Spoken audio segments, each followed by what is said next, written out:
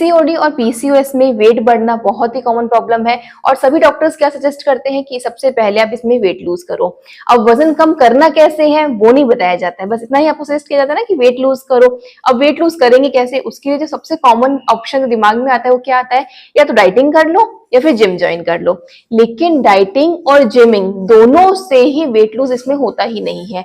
क्यों नहीं होता है इसका को समझने के लिए पहले समझते हैं कि पीसीओडी और पीसीओएस में होता किस वजह से है, और हो गया है तो वेट तो बढ़ेगा ही, वजन बढ़ना बहुत स्वाभाविक बात है इसमें। तो इस कंडीशन में वेट लूज करने के लिए आप क्या क्या ऑप्शन ट्राई कर सकते हैं उसके बारे में डिटेल में समझेंगे, तो वीडियो को पूरा अंत तक जरूर देखिएगा। अब ये दोनों प्रॉब्लम होती क्यों है और इसमें होता क्या है पहले वो समझते हैं। पीसीओडी का जो विकृत रूप है वो पीसीओएस है। पीसीओडी मतलब पॉलीसिस्टिक ओवरी डिसीज और पीसीओएस मतलब पॉलीसिस्टिक ओवरी सिंड्रोम। दोनों में ही क्या होता है, ओवरी यानी अंडाशय में बहुत सारी गांठें हो जाती है, फाइब्रोइड्स हो जाती है, जिसकी वजह से पीरियड्स नहीं आते, ब्लीडिंग नहीं होती है, प्रॉपर ब्लीडिंग ना होने की वजह से, प्रॉपर पीरियड्स ना आने की वजह से क्या होता है, सबसे बड़ी दिक्कत आती है गर्भ ना ठहरना। आज के समय में जो मेन प्रॉब्लम आ रही है ना वो यही आ रही है कि लेडीज कंसीव नहीं कर पा रही, किस वजह से, पीसीओडी और पीसीओएस की वजह से। अब ऐसे में क्या हुआ, डॉक्टर्स के पास गए, सोनोग्राफी कराया, चेक कराया, पता चल गया कि ये तो दिक्कत है। अब दिक्कत है तो सबसे पहले क्या कहेंगे, वेट लूज करना है। वेट लूज करने के लिए जिम ज्वाइन किया। अच्छा, ये केस हमारे पास अभी 2-3 दिन पहले ही आया था, जिसमें महिला ने हमें बताया था कि मुझे कंसीव नहीं हो रहा है, कुछ 5-6 साल हो गए हैं, और जब टेस्ट कराया तो पता चला कि पीसीओडी है, पीरियड्स भी प्रॉपर नहीं आते, 2-3 महीने में एक बार आता है, बहुत कम फ्लो रहता है। और अगर ऐसा फ्लो रहता है तो डॉक्टर्स ने कहा कि सबसे पहले आपको एक ही काम करना है, वेट लूज करना है। और वेट लूज करने के लिए मैंने क्या किया, जिम ज्वाइन किया। जिम में उनके साथ क्या किया गया, उन्हें डंबल्स उठाने को कहा गया, वेट उठाओ 40-50 किलो तक के, कि उसे उठाओगे, वेट डंबल्स उठाओगे, लिफ्टिंग करोगे तो उससे क्या होगा, आपका टमी अंदर चला जाएगा, वेट कम हो जाएगा। पर इससे क्या हुआ, इससे एक साइड इफेक्ट ये हुआ कि उनकी आंतों में भी सूजन आ गई। अब पहले कंडीशन क्रिटिकली थी और क्रिटिकल आपने बना दी, तो जिम ज्वाइन करने से कई गुना बेटर है कि आप नॉर्मल एक्सरसाइज कर सकते हैं, उससे हो सकता है। उसके अलावा भी कई सारी चीजें बताते हैं। पहले ये बात करते हैं कि ये हुआ क्यों, ये दिक्कतें होती क्यों है। ये दिक्कत होने का मेन कारण है आपका खराब लाइफस्टाइल, आपका भोजन समय पे नहीं करना, जो आप खाना खा रहे हैं वो अच्छा नहीं खा रहे हैं, और भी ऐसे कई सारे रीजंस हैं। अब इसमें एक चीज ना और भी बहुत कॉमन है, वो होती है इंसुलिन रेजिस्टेंस। अब इसमें क्या होता है, इंसुलिन में रुकावट आना।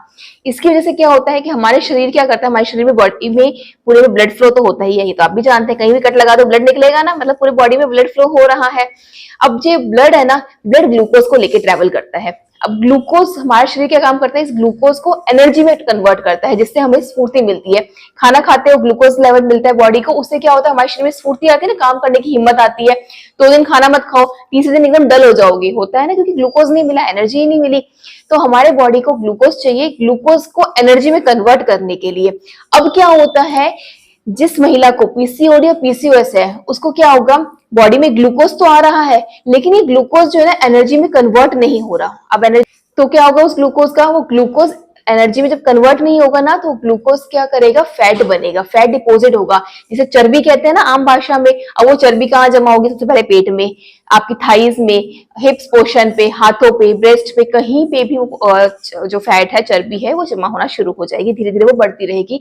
उसकी वजह से क्या हो रहा है, वेट गेन हो रहा है। कारण समझ में आया अब आपको कि किस वजह से वेट गेन हो रहा है, क्योंकि इंसुलिन रेजिस्टेंस हो रहा है, यानी इंसुलिन में रुकावट आ रही है, हमारा शरीर एनर्जी नहीं ले पा रहा है ग्लूकोज से।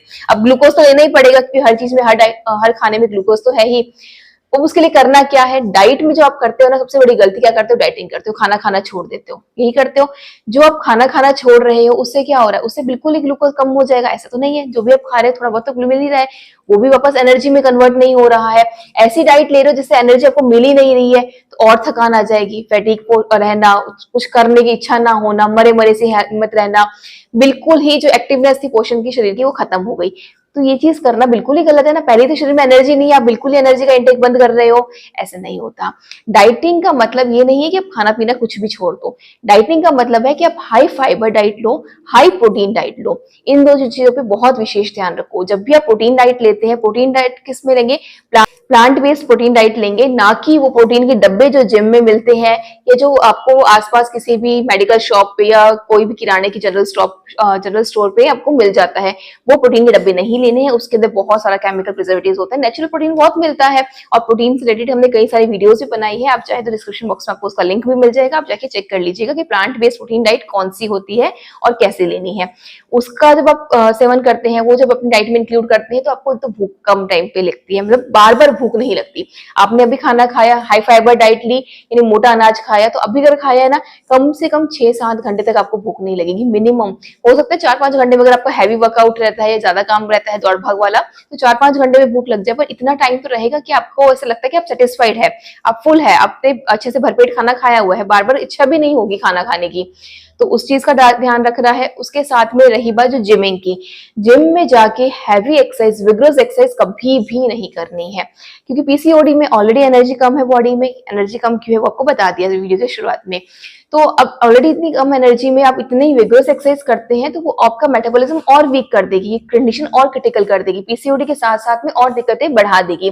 तो उसके लिए क्या करना है, उसके लिए आपको हल्के फुल्के व्यायाम शुरू कीजिए। सबसे बढ़िया है शुरुआत में आप कम से कम 1 से 2 महीने घर पे बैठ के योगा कीजिए।